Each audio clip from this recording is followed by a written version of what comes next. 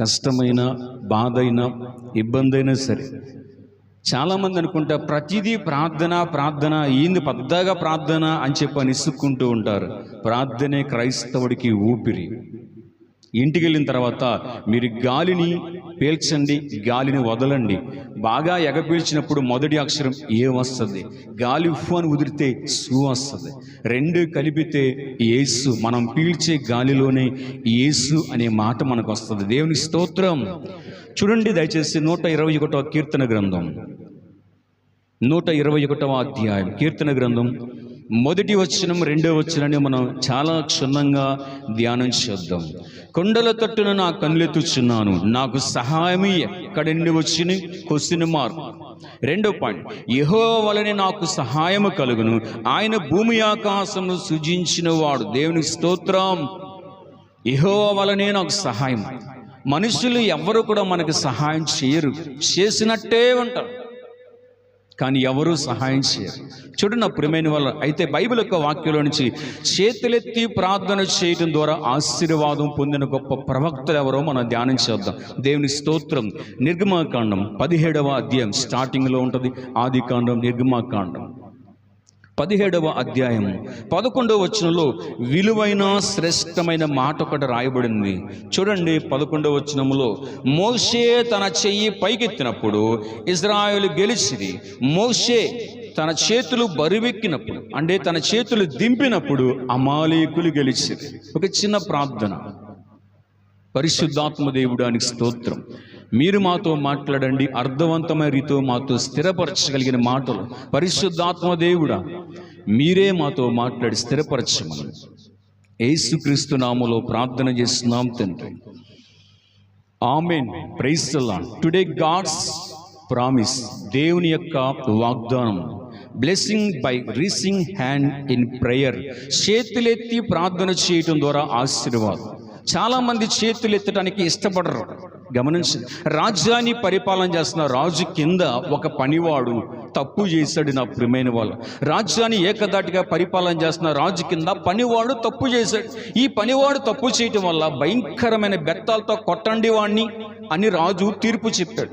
విపరీతమైన పెద్ద పెద్ద బెత్తాలు తీసుకొచ్చి ఆ పనివాడిని చావబాదుతుండే అతని చేతులు తయ్యా, దయచేసి నన్ను క్షమించండి, ఇక ఎన్నడూ కూడా నేను తప్పుగా మాట్లాడను, తప్పు చేయను ప్రభు అని 2 చేతులెత్తి రాజు ఎదుట సాష్టాంగపడి నమస్కారం పెట్టినప్పుడు రాజు మనసు ఏమైపోయిందండి, కదిలిపోయి అతని క్షమించండి, అతని ఇంకా ఎన్నడూ కూడా చేయనని చెప్పాడు కాబట్టి, అతను 2 చేతులు ఎత్తాడు కాబట్టి నేను అతను క్షమిస్తున్నాను. గమనించి చేతులెత్తి ప్రార్థన చేయటం ద్వారా దేవుని సహాయం, ప్రత్యక్షత మన జీవితాల్లో వస్తుందండి. చేతులెత్తి ప్రార్థన చేయటం ద్వారా దేవుని ప్రత్యక్షత మన జీవితాల్లో వస్తుంది. రాజ్యాన్ని పరిపాలన చేస్తున్న రాజు మనసు ఆ పనివాడు కదిలించాడా, కదిలించలేదా? అయ్యా ఇక ఎన్నడూ తప్పు చేయను, వ్యతిరేకంగా మాట్లాడనని పశ్చాత్తాపడి 2 చేతులు ఎత్తినందుకు రాజు మనసు కదిలిపోయి వాడిని క్షమించండి అని చెప్పాడు. గల కారణం ఏంటంటే చేతులెత్తి ప్రార్థన చేసినందుకు తన జీవితంలో ప్రత్యక్షత పొందాడు. దేవుని యొక్క గొప్ప ప్రత్యక్షత, రాజు యొక్క ప్రేమను పొందాడు. గమనించండి. అయితే మోషే అమాలేకులకి ఇజ్రాయెల్కి యుద్ధము జరుగుతూ ఉంది. యెహోషువ కొన్ని వందలాది మంది సైన్యం తీసుకొని అమాలేకుల మీద యుద్ధం చేస్తూ ఉన్నాడు. గమనించండి, మోషే 2 చేతులు ఎత్తినంత సేపు ఇజ్రాయెల్ ప్రజలు గెలుస్తూనే ఉన్నారు. మోషే చేతులు బరువెక్కినాయి కదా, ఎంతసేపు అని చేతులు ఎత్తి పట్టుకుంటాడు? చేతులు ఎత్తి పట్టుకున్నప్పుడు చేతులు బరువెక్కినాయి కాబట్టి ఇలా చేతులు దింపేశాడు. చేతులు దింపేయగానే అమాలేకులు ఇజ్రాయెల్ ప్రజలందరూ చంపేస్తున్నారు. ఏమి అర్థం కావట్లా. మోషే చేతులు ఎత్తినప్పుడేమో దేవుని శక్తి ఇజ్రాయిల్లో వస్తుంది, మోషే చేతులు బరువెక్కినప్పుడు కింద పెట్టినప్పుడు ఇజ్రాయిల్ ఓడిపోతున్నారు. ఏం జరుగుతుందని చెప్పని యెహోషువ అన్నికి ఇద్దరు పిలిచి ఒక టేబుల్, ఒక బండ లాంటి తీసుకొచ్చి, ఒక కొండ లాంటి తీసుకొచ్చి మోషే చేతులు ఇలాగే పెట్టించి 2 చేతుల పైకెత్తేలాగా, ఒక ఎడం చేతి పైపు ఒకటి చేయి పట్టుకున్నాడు, ఇంకో చేయి పట్టుకొని మోషే చేతులు కిందకి దింపకుండా సపోర్టుగా ఇలాగే రాయి వేశారంటే, పెద్ద రాయి తీసుకొచ్చి ఈ 2 చేతులు ఇలాగా పైకెత్తేలాగా ఒక పక్కన సపోర్ట్, ఇంకో పక్కన సపోర్ట్ పెట్టుకుని మోషే 2 చేతులు ఎత్తేంత వరకు, సాయంత్రమైన మధ్యాహ్నమైనా సరే ఎప్పటి వరకు 2 చేతులు ఎత్తాడో అమాలేకులు ఓడిపోతూనే వచ్చారు. దేవుని స్తోత్రం. ఇజ్రాయెల్ ప్రజలు గెలుస్తూనే వచ్చారు. గల కారణం ఏంటంటే ఇక్కడ మాట్లాడుతున్న మాట, మోషే తన చెయ్యి పైకెత్తినప్పుడు ఇజ్రాయెల్ గెలిచిరి, మోషే తన చెయ్యి దింపినప్పుడు అమాలేకులు గెలిచిరి. అర్థమైంది నా ప్రియమైన వాళ్ళు. ఇంక చూడండి 12వ వచనంలో, మోషే చేతులు బరువెక్కగా వారు ఒక రాయి తీసుకుని వచ్చి అతడు దాని మీద కూర్చుండకై దాన్ని వేసి హారాను ఒక ప్రవక్కన ఒకడు ఆ పక్కన ఒకడు అతని చేతులు అందుకొనగా అతని చేతులు సూర్యుడు అస్తమించే వరకు నిలకడగా ఉండేను. దేవుని స్తోత్రం. సూర్యుడు అస్తమించేంత వరకు అంటే సాయంత్రం వరకు మోసే చేతులు కింద పెట్టడానికి సపోర్ట్గా అటువైపు ఇటువైపు నిలబడ్డారు. కాబట్టి 2 చేతులు ఎత్తినందుకు దేవుని ప్రత్యక్షత ఇజ్రాయేల్ మీద ఆనుకుందంట. దేవుని స్తోత్రం. విశ్వాసంతో చేతులెత్తి ప్రార్థన చేస్తే దేవుడే నీకు ప్రత్యక్షమవుతాడు. దేవుని స్తోత్రం. అందుకే దేవుని యొక్క చేతులు ప్రార్థన, నువ్వు 2 చేతులెత్తి ప్రార్థన చేసినప్పుడు దేవుడే నీ పట్ల మేలు చేస్తాడు. అర్థమైందండి? Blessing by raising hand in ప్రేయర్తో నువ్వు 2 చేతులు కనుక ఆకాశం అయిపోతుంది, దేవుడే నీకు సాక్షాత్తు. గమనించండి, 2 చేతులైతే ప్రార్థన చేయడం ద్వారా ఒక కరెంట్ షాక్ కొట్టినట్టుగా, ఒళ్ళు చలకరించినట్టుగా ఉంటుంది. అదే మామూలుగా ప్రార్థన చేయండి, ఏముండదు. కానీ ఇక్కడ వాక్యం సెలవిస్తుంది. కీర్తన గ్రంథము 121వ అధ్యాయం 1వ వచనంలో, కొండల తట్టున నా కన్నులెత్తుచున్నాను, నాకు సహాయం ఎక్కడి నుంచి వస్తుంది? నీవే కదా ప్రభువా, ఆకాశమందున దేవుడు నీవే. నా స్థితిని, నా పొజిషన్ని, నాకున్న బలహీనతను, నాకున్న సమస్యను, నా మనోదుఃఖను తొలగించే దేవుడు నీవే కదా. కొండల తట్టు నా కన్నులొచ్చుదని కట్టాల్సిన ప్రతి బాకీని కట్టుకునే శక్తి తెచ్చి, ఎన్నో ఎదురు చూస్తావని వీటిని తమాయించుకునే శక్తిని నీవు నాకు ప్రసాదించు ప్రభువా. అర్థమైందండి? ఇక 2వ వచనంలో, నా సహాయం ఎక్కడి నుంచి వస్తుంది? యెహోవా వల్లనే కదా నాకు సహాయం. దేవుడు సహాయం చేయకపోతే నేను ఏమీ చేయలేను.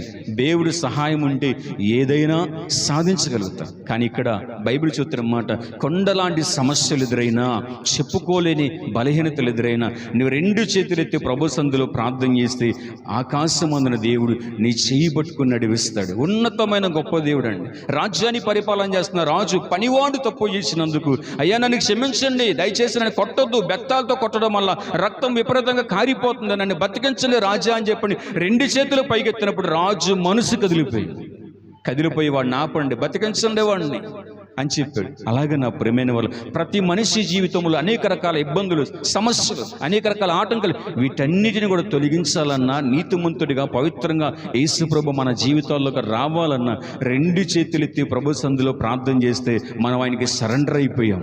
గమనించండి, ఒక గన్ను పట్టుకొని, ఒక తుపాకీ పట్టుకొని నిన్ను చంపేస్తాను ఆటోమేటిక్గా మన చేతులు ఏమైపోతాయో పైకి లెగుస్తాయి. కారణం ఏంటంటే నేను సరెండర్ అయిపోయాను.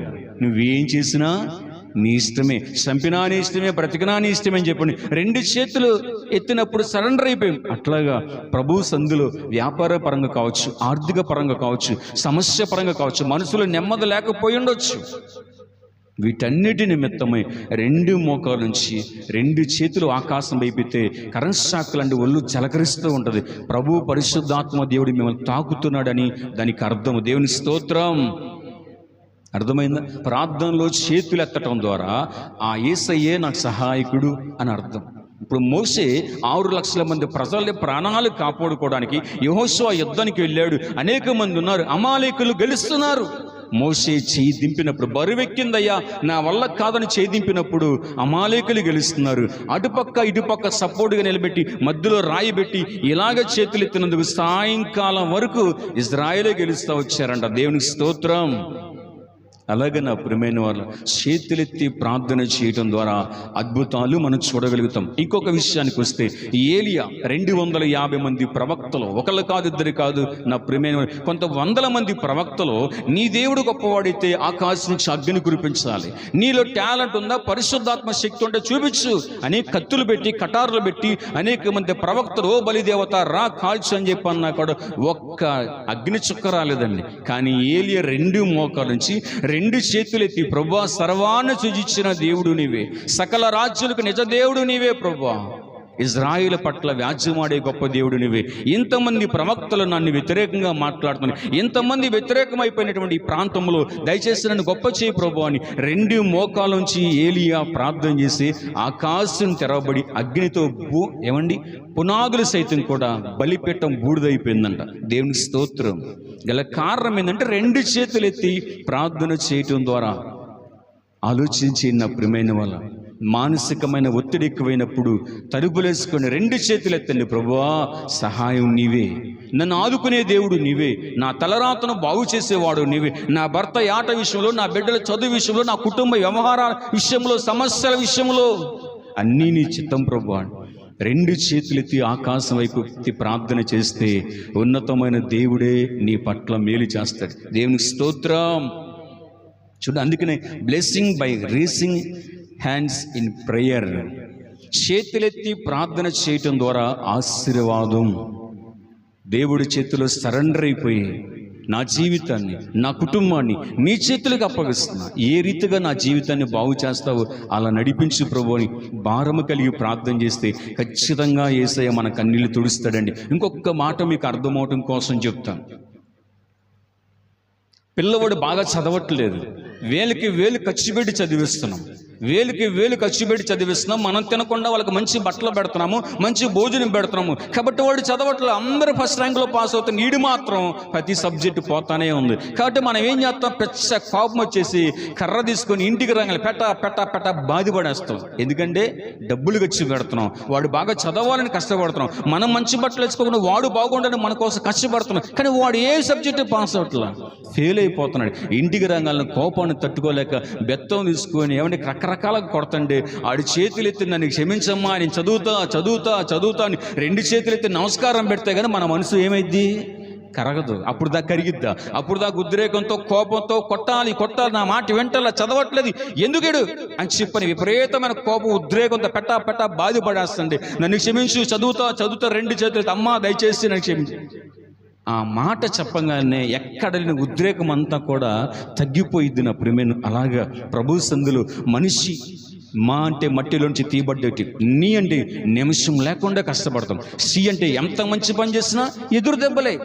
విలువలేని మనకి విలువిచ్చింది యేసయ్య. దేవునికి స్తోత్రం. ఈ విలువలేని మనుషులు మనము ఆ దేవుడి చందులో సరెండర్ అయిపోయి, ప్రభువా నా జీవితాన్ని, నా కుటుంబాన్ని గొప్ప చేయి, నేను అనుకున్నది సాధించే యోగ్యత నా కుటుంబానికి దయచేయి, నా తలరాతను బాగు చేయి ప్రభు అని దేవుడి సందులో ప్రార్థన పూర్వకంగా మీరు ప్రారంభించి ప్రతి పనిలో యేసయ్యే మీకు తోడై ఉంటాడు. దేవునికి స్తోత్రం. అర్థమైందైనా ప్రియమైన వాళ్ళ, చేతులెత్తి ప్రార్థన చేయటం ద్వారా ఎంత ఆశీర్వాదము. చాలామంది చేతులెత్తడానికి మనసు రాదు, వాళ్ళు చేసుకుంటారులే, వీళ్ళు చేసుకుంటారు.